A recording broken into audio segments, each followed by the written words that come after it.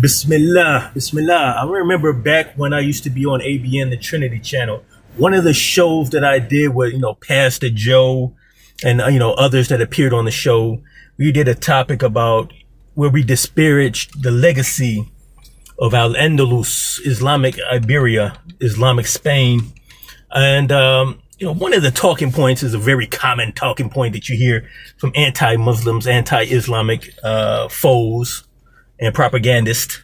That's the idea about, the white slavery, right? White slavery and the Barbary Pirates, they had to bring that up.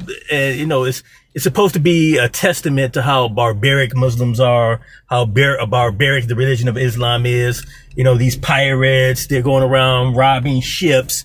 They're taking good white Christians as slaves, the whole 9 yards, the whole thing. It's a perfect narrative for those who hate Islam and hate Muslims. But, the narrative leaves out so much history that it becomes comical at a certain point.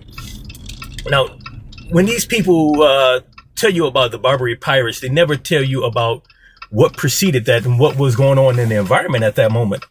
Preceded that by centuries, you had the reconquest of the Catholic Church in the Iberian Peninsula, where one of the, if not the greatest civilization in European history, Al-Andalus, was, dismantled and destroyed, and the people were terrorized by the conquistadors and whatnot.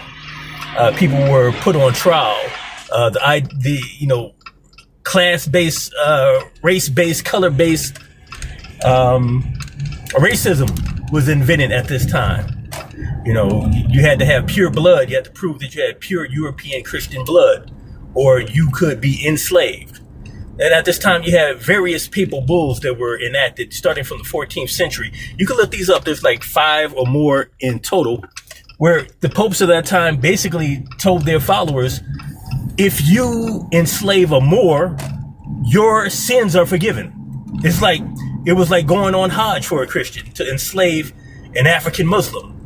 And not only did they attack Al-Andalus, they invaded North Africa and terrorized North Africa, stealing men, women, and children as slaves. And then the Portuguese went down to West Africa, where they began stealing men, women, and slaves. And that eventually led to what we call the transatlantic slave trade. Yes, the transatlantic slave trade is directly tied to the Reconquest. And it was all a continuation of the Crusades. So